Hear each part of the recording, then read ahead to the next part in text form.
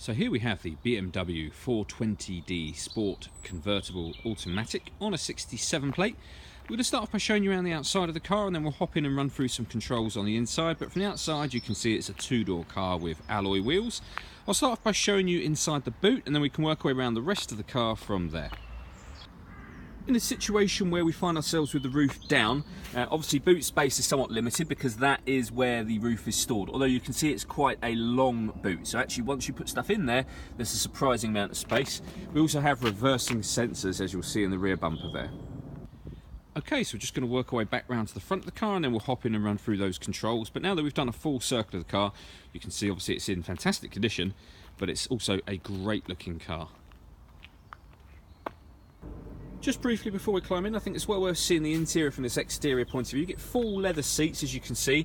The driver's seat has got two memory settings for the electric seat. There's plenty to run through on the dashboard, so let's hop in and we'll do that right now. Okay, so now that we're inside the car, we're going to start with the dials. On the left-hand side, we have the fuel gauge, followed by the speedometer, then the rev counter, and the coolant temperature gauge. You can see on the trip computer in the middle, the total miles on this car are 1,388. You can change the information that's displayed above that by pushing a button on the end of the indicator stalk for various different bits of fuel economy information, time, date, etc. as well. If we work our way back out to the steering wheel, on the left hand side we have cruise control and speed limiter, and on the right hand side we have stereo controls as well as voice activation for the phone. So hit that button, ask it to dial anyone in your contacts list, and it will do that for you without you having to take your phone from your bag or pocket. You'll also notice the plus and minus paddles either side of the steering wheel. That is so that you can change gear manually with this automatic gearbox, and I'll talk further about that in just a moment.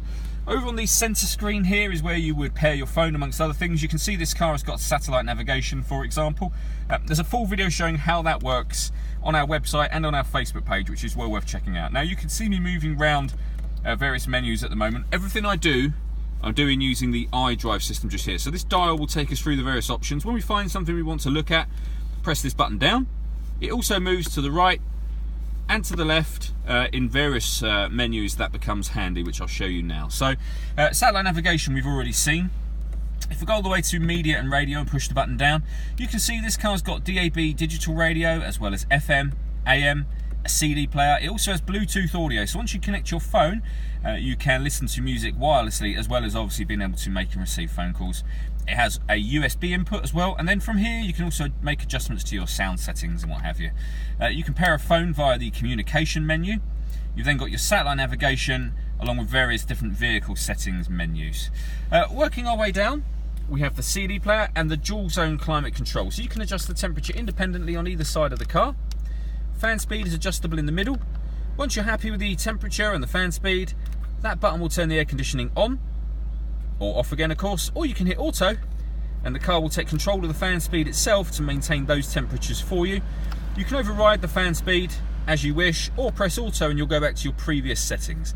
This car also has, which is particularly useful on a convertible, heated driver and passenger seat just over there as well. We then have two cup holders and a 12-volt charging socket underneath this cap.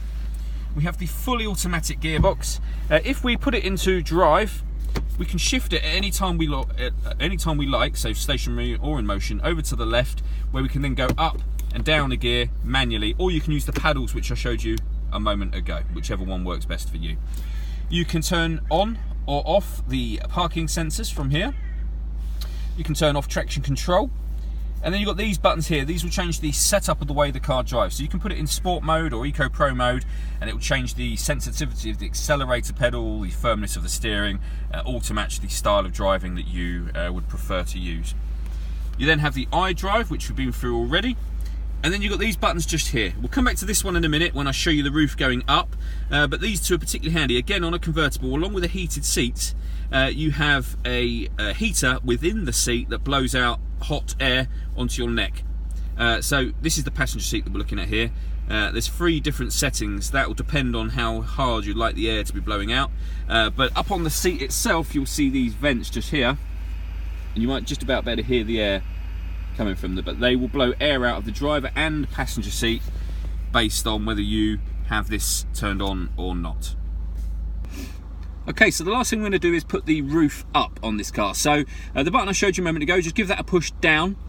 for the roof to come up, or put your finger underneath it and lift it up if you want the roof to come off or back.